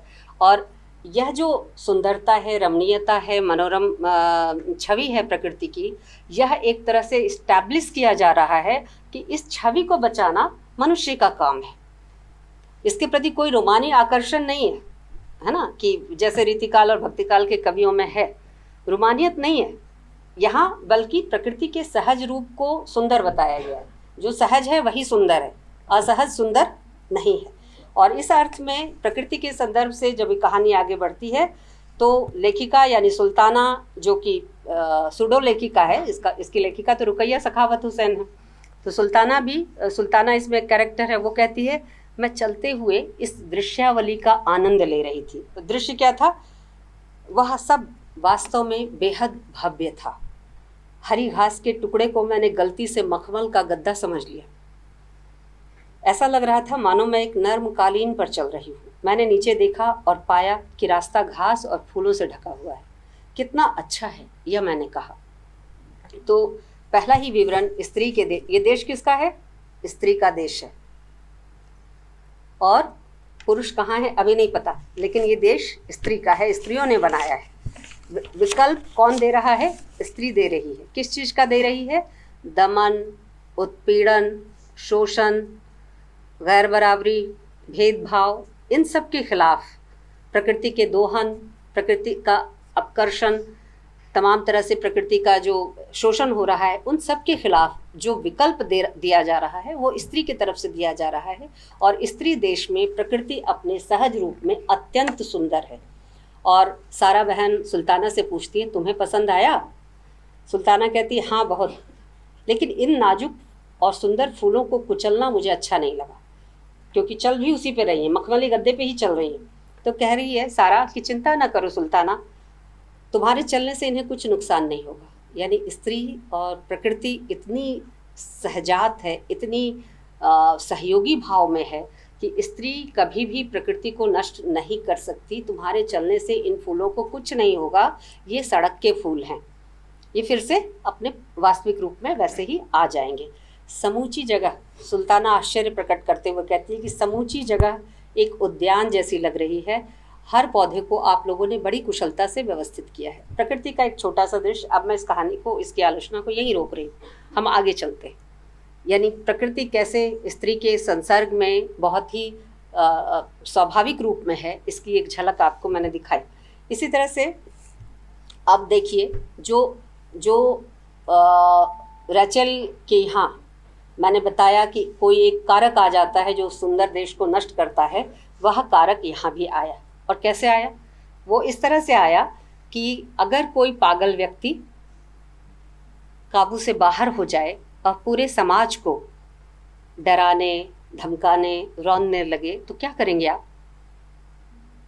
क्या करेंगे? सारा समाज डर के घर के भीतर चला जाएगा, या उस पागल को पकड़कर आप पागल खाने में या किसी कमरे में कैद करेंगे? यहाँ पागल व्यक्ति से तुलना पुरुषों की है। पुरुषों को, पुरुष जो पूरे समाज को, खास करके स्त्री समाज को और प्रकृति को डरा रहा है, धमका रहा है, उनके स्वाभाविक अधिकारों का हनन कर रहा है, उन पुरुषों को पकड़कर पागल खाने में बंद करना, घर के भीतर कैद करना, ये घर के भीतर पुरुषों को कैद करने का जस्टिफिकेशन है कि अगर भय जिससे है उस चीज़ को आप कैद करोगे ना। भय को पकड़ना तो मुश्किल है, और भय किससे है? सड़क पर स्त्रियां चलती है, भय किससे है? पुरुषों से है। आपको हिदायतें क्यों दी जाती है? घर जल्दी लौट के आना, टाइम पर लौटना, देर मत करना, रास्ते से गाड़ी जा रही हो तो दूर हट के चलना, क्यों कहा जाता है आपसे? और आधी आपके संकट का कारण यही है कि आपके घर से निकलते ही माँ सबसे पहले पूछती है, बेटी कितने बजे आओगी, जरा बता के जाओ, है ना? अच्छा, क्लास तो इतने बजे ख़त्म हो गई, 2 घंटे कहाँ थी? क्यों पूछते हैं? ये तमाम इन चिंताओं के पीछे जो वजह है वो आपकी सुरक्षा है। तो जिस चीज़ से खतरा है उसको घर के भीतर रख दीजिए ना, आप स्वच्छंद तरीके से चलिए सड़क पर। ये सुल्ताना के सपना का संदेश है। तो कहती है कि हाँ, जब तक पुरुष जहाँ तहाँ सड़कों पर हों तब बाहर निकलना सुरक्षित नहीं, और ना ही जब भरे बाजार में कोई जंगली जानवर घुस आए। तो क्या करना चाहिए? मान लो कुछ पागल खाने से भाग निकलें और लोगों को, घोड़ों को तथा अन्य प्राणियों को तमाम तरह से तंग करने लगे। ध्यान रखिएगा, लोगों को, घोड़ों को तथा अन्य तमाम प्राणियों को, केवल मनुष्यों को नहीं, जानवरों को भी और अन्य तमाम प्राणियों को मनमाने तरीके से तंग करने लगे। कौन कर रहा है तंग? तुलना किसकी की जा रही है? पुरुषों की। ऐसी स्थिति में तुम्हारे देश के लोग क्या करेंगे? सुल्ताना जवाब देती है, वे उन्हें पकड़ने और फिर से पागल खाने में बंद कर देने का प्रयास करेंगे। तो सारा कहती है, दुरुस्त। और तुम यह भी मानती ना कि समझदारों को कैद करना और पागलों को छुट्टा छोड़ देना बुद्धिमानी का काम नहीं है? बिल्कुल नहीं, मैंने हल्के से हंसते हुए कहा। तो ये है इस कहानी का एक और पक्ष, जहाँ पागल या उन्मादी यहाँ केवल पुरुष मत देखिए इस कहानी में। सिर्फ पुरुष को, ये अगर फेमिनिस्ट दृष्टि से देखेंगे तो आप सिर्फ पुरुष को एक शत्रु की तरह देख पाएंगी, लेकिन अगर आप पुरुष को एक सत्ता के तौर पर, पावर के तौर पर देखती हैं, तब आप समझ पाएंगे कि ये पावर कॉरपोरेट पावर भी हो सकता है, ये मिलिट्री पावर भी हो सकता है, ये सोशल हायरार्की का कोई नमूना भी हो सकता है, और पुरुष भी हो सकता है। अलग अलग कॉन्टेक्स्ट में इसके संदर्भ बदलेंगे। तो आप पावर स्ट्रक्चर में अगर इस चीज़ को रख कर देखेंगी तो ये सिर्फ पुरुष के खिलाफ या पुरुष को शत्रु भाव में रख कर लिखी गई कहानी नहीं होगी। इसी तरह से तो सारा कहती है, व्यंग करती हुई, कि तो बात दरअसल यह है कि तुम्हारे देश में ठीक यही किया जा रहा है। पुरुषों को जो दुष्टता करते हैं, दुष्टता की किसी भी हद तक जा सकते हैं, उन्हें तो छुट्टा छोड़ दिया जाता है, और भोली भाली निरीह स्त्रियों को जनाने में कैद कर दिया जाता है। बाहर खुले छोड़ दिए गए उन अप्रशिक्षित पुरुषों पर कैसे भरोसा किया जा सकता है, जिनको ट्रेन ही नहीं किया? दर्द कहाँ है? दर्द है पुरुषों के प्रशिक्षण पर। उसको ट्रेन कीजिए, जंगली जानवर की तरह मत छोड़िए। ये समतुल्यता है। आप ट्रेनिंग दीजिए, how to live in a society, how to act with a women, ये ट्रेनिंग दीजिए। आप छुट्टा मत छोड़िए। अगर बिना किसी ट्रेनिंग के, बिना किसी प्रशिक्षण के पुरुषों को यूं ही छोड़ देंगे तो वह दूसरों के लिए खतरा है। तो शिक्षा की आवश्यकता, ट्रेनिंग की आवश्यकता, प्रशिक्षण की आवश्यकता है। तो एक उदाहरण और कहती है कि सारा कहती है ऐसा कैसे हो सकता है, जो ताकतवर है वो क्या हमें अपने को कैद करने देगा? ताकतवर तो राज करता है, माइट इज़ राइट, ताकतवर ही राज करता है। सर्वाइवल ऑफ द फिटेस्ट हमने पढ़ा है, जंगल में भी नियम यही है। तो फिर तो सारा कहती है कि शेर मनुष्य से अधिक शक्तिशाली है, लेकिन इससे वह समूची मनुष्य जाति पर आधिपत्य जमाने का हकदार तो नहीं। शेर चाहे तो 1 मिनट में हमें फाड़ के खा जाए, लेकिन क्या हम शेर को अपना राजा मान लेंगे? शेर के शासन में रहना स्वीकार कर लेंगे? ताकत तो मनुष्य से ज़्यादा शेर में है। तो इस तरह से यह तर्क चलता है। और अगली जो स्थिति है जिसके कारण मैं इसे इको फेमिनिस्ट स्टोरी कह रही हूँ वो ये है, देखिए आपने कभी गौर किया, 15 मिनट और संगीता, आपने कभी गौर किया कि हम लोग कढ़ाई, बुनाई, सिलाई ये जैसे कला रूप हैं जो इन्वायरमेंट को बचा सकते हैं, ठीक है, इसको स्त्रियोचित मानकर, स्त्रियां ही इसके एक्सपर्ट हैं ऐसा मानकर स्त्री प्रशिक्षण के लिए पढ़ाई का अंग इसको हमने कुछ समय तक बनाया था। अब नहीं है, लेकिन बहुत लंबे समय तक सिलाई, कढ़ाई, बुनाई इस तरह की चीज़ें स्त्रियों के लिए, होम साइंस का विषय, पाक कला इत्यादि हमने बना दिया था। इस पर बहुत बहस चली थी।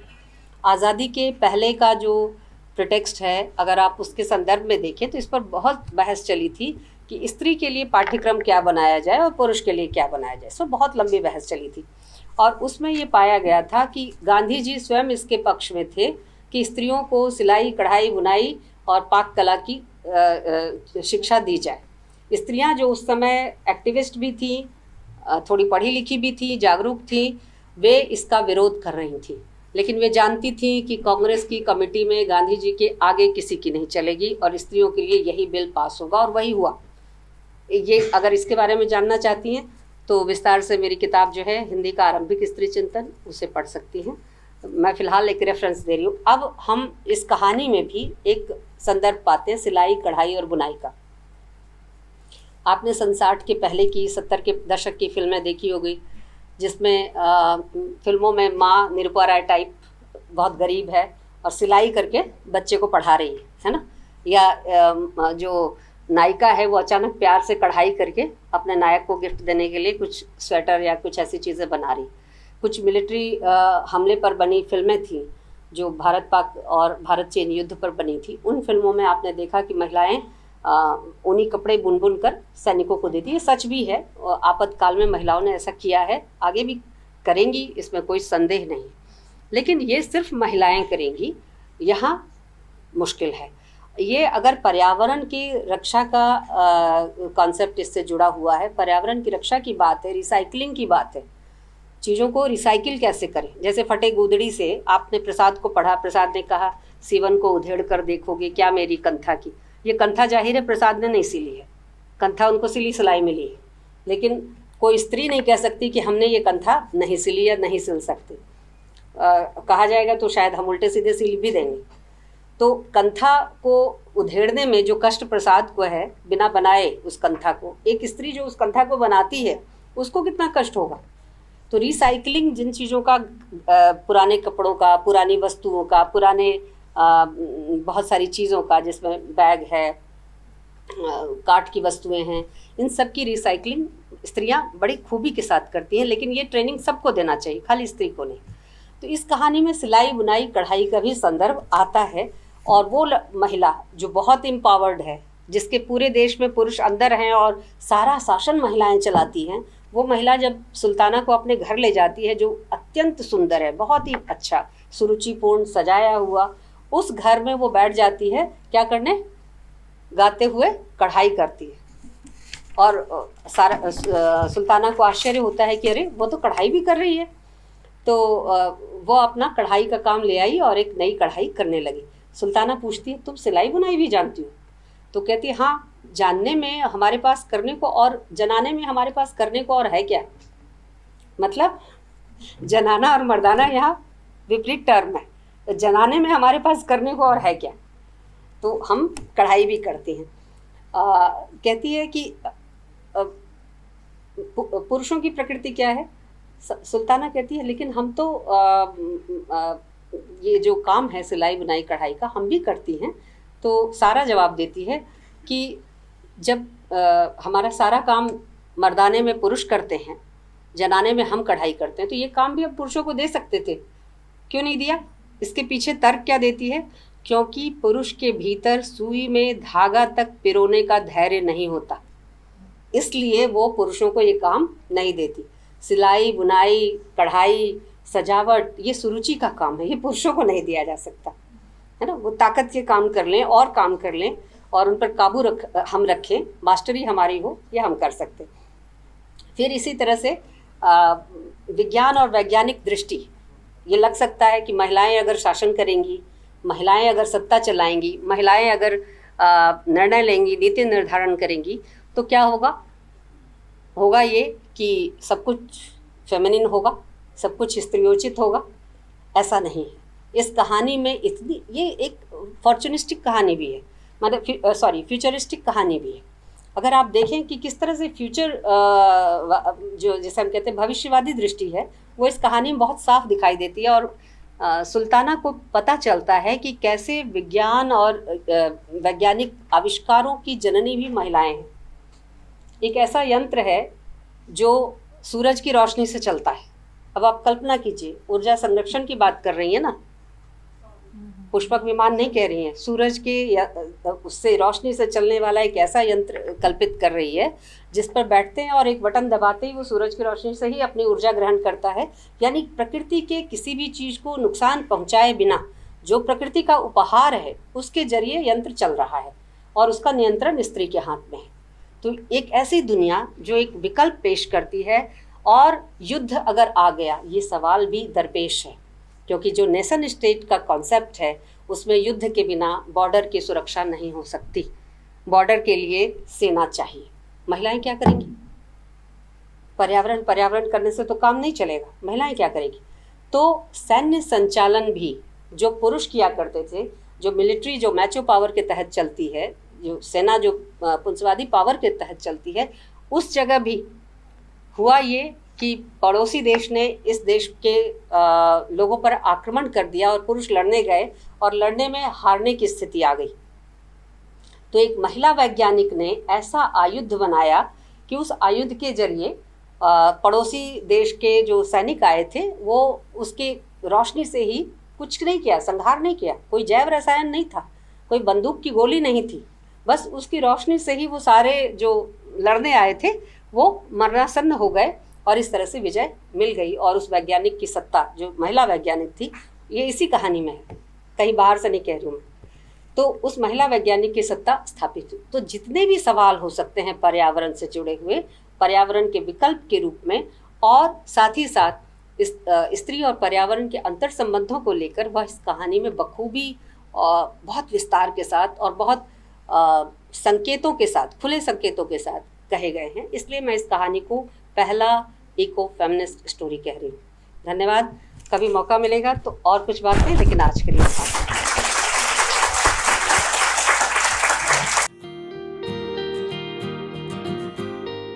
इसके संबंधित मेरा एक प्रश्न है कि जिस समाज में मैं रहती हूँ वहाँ पे लड़कियों की स्थिति बहुत पिछड़ी हुई है, और जब भी मैं उनके पक्ष में कुछ बोलती हूँ, उनके हित में कुछ बोलती हूँ, तो मुझे फेमिनिज्म का टैग दे दिया जाता है। तो मैं आपसे ये पूछना चाहती हूँ, जितने भी व्यक्ति वो जब भी एक महिला के हित में बोलते तो क्या वो सारे ही फेमिनिज्म होते हैं? हमें अपनी परेशानी सबसे ज़्यादा लगती है और किसी को अपनी परेशानी सबसे ज़्यादा लगती है। हम किसी और के बारे में सोचना तक ठीक नहीं समझते, इसलिए हमें उस पहलू पर भी सोचना चाहिए। और फेमिनिज्म, जिस तरह फेमिनिज्म गलत ही है, पर फेमिनिज्म करके किसी और को दबाना ये गलत है, ये नहीं होना चाहिए। आजकल इस दौर में ये हो रहा है, ऐसा क्यों? चाहती हूँ कि वुमेनिज्म शब्द जो है वो फेमिनिज्म से अलग है तो किस प्रकार अलग है? यदि एक जैसा है तो किस प्रकार एक जैसा है? जब मैं स्त्री के पक्ष में बात करती हूँ तो लोग मुझे स्त्रीवादी कहते हैं, है ना। तो देखिए, पहली चीज़ तो ये है कि स्त्री के पक्ष में बात करना ऐसे भी खतरे से खाली नहीं है, ठीक है। क्योंकि स्त्री बोलेगी तो जाहिर है कि स्त्री केवल सहमति में नहीं बोलेगी, सहमति में बोलना स्त्री का बोलना है ही नहीं। अब तक तो सहमति में ही बोलती आ रही है और संसार चलता रहा है, स्त्रियों की स्थिति नहीं बनी। स्त्रियों ने जब जब जब बोला, मतलब आपके बोलने को बोलना कब कहा जाता है? कभी सोचा इस बात पर? जब आप किसी चीज का विरोध कर दो, आपके बोलने को बोलना ही तब कहा जाता है। अन्यथा जी पापा, जी मम्मी, अभैया जी, हाँ दादाजी, ये तो बोलना ही नहीं हो। ठीक है, तो स्त्री के पक्ष में बोलना, स्त्रीवादी होना पहली शर्त या पहली सीढ़ी है स्त्रीवादी होने की। स्त्री के पक्ष में बोलने मात्र से कोई स्त्रीवादी नहीं हो जाता है। हमारी बहुत सारी लेखिकाएं इस बात से विरोध करती है कि भाई कुछ भी कहो, हम फेमिनिस्ट नहीं। बोलती वो सारा स्त्री के पक्ष में, क्योंकि नॉवेल्स उठा लीजिए, उनकी कहानियाँ उठा लीजिए, वो स्त्री के पक्ष में होती, लेकिन वो खुद कहती हैं कि हम फेमिनिस्ट नहीं। और ये क्यों कहती हैं? शायद ठीक कहती हैं। इसलिए ठीक कहती हैं कि अगर उनके पास स्त्री का राजनीतिक दृष्टिकोण नहीं है तो वो स्त्रीवादी महसूस। आप पॉइंट पकड़ रही? अगर आपके पास स्त्री के संबंध में स्त्री का जो पॉलिटिकल कॉन्शियसनेस नहीं है, against operation, against society, against power, against patriarchy, तो आप स्त्रीवादी नहीं है। आप स्त्री के पक्ष में बोलते रहिए ना, अगला जीवन आए तुम्हारी यही कहानी, कहते रहिए, ऐसे बहुत सारे कहते रहेंगे, तो स्त्रीवादी तो नहीं है। और आप भी स्त्रीवादी नहीं है जब तक आपके भीतर पर्सनल इस पॉलिटिकल और पॉलिटिकल कॉन्शियसनेस स्त्री के संबंध में नहीं है। ठीक, अब दूसरा सवाल। दूसरा सवाल है कि पुरुष नारीवाद और पर्यावरण को कैसे जोड़ कर देखा जाए। मैंने आपसे एक बात कही थी, सुल्ताना के सपना के संदर्भ में आप सवाल कर रहे हैं।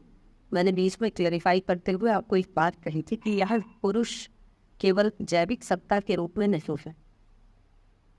पुरुष को आप पावर एंटिटी के तौर पर देखें, ये सत्ता वर्चस्व की सत्ता है। ये पुरुष की भी हो सकती है, ये किसी अन्य की भी हो सकती है। और पुरुषों का ये कैद करके, यानी स्त्रीवाद का कभी भी ये फंडा नहीं रहा है कि जो हमारे साथ हुआ है वही हम दूसरों के साथ करें। स्त्रीवाद और इको फेमिनिज्म भी और इन्वायरमेंटलिस्ट जो डिस्कोर्स है, पर्यावरणवादी जो आलोचना है, वह भी समावेशी आलोचना है, एक्सक्लूसिव नहीं है, इंक्लूसिव है। ठीक है, तो ये बुनियादी चीज़ है। पुरुष के खिलाफ ना तो सुल्ताना का सपना है, कहानी है, और ना ही कोई भी स्त्रीवादी पर्यावरण में पुरुष के खिलाफ है। ठीक है, विचार के और राजनीति के स्तर पर, क्योंकि पुरुष तो कई जगह और बड़ी संख्या में स्त्रियों के अधिकारों के लिए सबसे पहले लड़े। जागरूक पुरुषों की कमी नहीं है। स्टुअर्ट मिल कौन थे? राधा मोहन गोकुल कौन थे? पुरुष ही थे ना। राधा मोहन गोकुल को पढ़िए और फिर स्टुअर्ट मिल को भूल जाएंगे यार। हमारे यहाँ भी लोग थे, हम जानते नहीं। हाँ, तीसरा सवाल है दूसरों के बारे में सोचना चाहिए।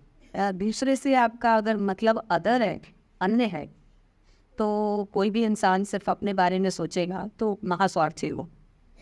सोचने की प्रक्रिया में भी हम दूसरों को शामिल करते हैं। जब हम सोचते हैं ना, अपने बारे में भी सोचते हैं, तो एब्स्ट्रैक्ट में नहीं सोचते। अपने बारे में हम कितने अच्छे हैं, मान लीजिए आप यही सोचते हैं, तो एक पूरा संसार बन जाता है जो बहुत बुरा है, जो उतना अच्छा नहीं है जितना आप अच्छे हैं।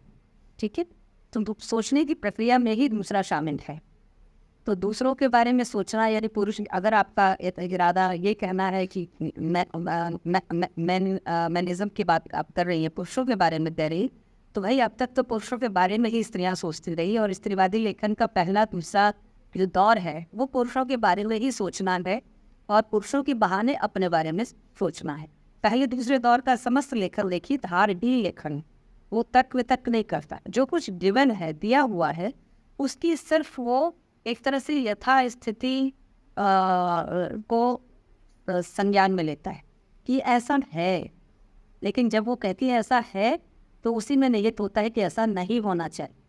ठीक है, तो दूसरों के बारे में तो सोचते ही रहें, उसके बिना हम केवल अपने बारे में, जयशंकर प्रसाद की ही पंक्ति है ना, अपने में सब कुछ, हर व्यक्ति कैसे विकास करेगा। यह एकांत स्वार्थ ही क्षण है, अपना नाश करेंगे, है ना। तो ये तो डिस्ट्रक्टिव थॉट है कि हम सिर्फ अपने बारे में सोचें। ठीक, वुमेनिज्म एंड फेमिनिज्म क्या एक ही है? नहीं, वुमेनिज्म और फेमिनिज्म एक नहीं। मैंने अभी अभी जो पहले सवाल के जवाब में कहा कि फेमिनिज्म में एक क्लियर पॉलिटिकल कॉन्शियसनेस, वुमेनिज्म में स्त्री के बारे में जो कुछ लिखा जा रहा है और जैसा लिखा जा रहा है, चाहे वो राजनीतिक दृष्टि संपन्न हो या उससे रहित हो, सब कुछ शामिल होता है। कूड़ा कबाड़ा, अच्छा बुरा, संसार की आलोचना करने वाला या ना आलोचना करने वाला, स्वीकार करने वाला, सब सारा लेखन शामिल है। लेकिन फेमिनिस्ट राइटिंग में प्रतिरोध, प्रतिवाद बुनियादी पॉइंट। ठीक है।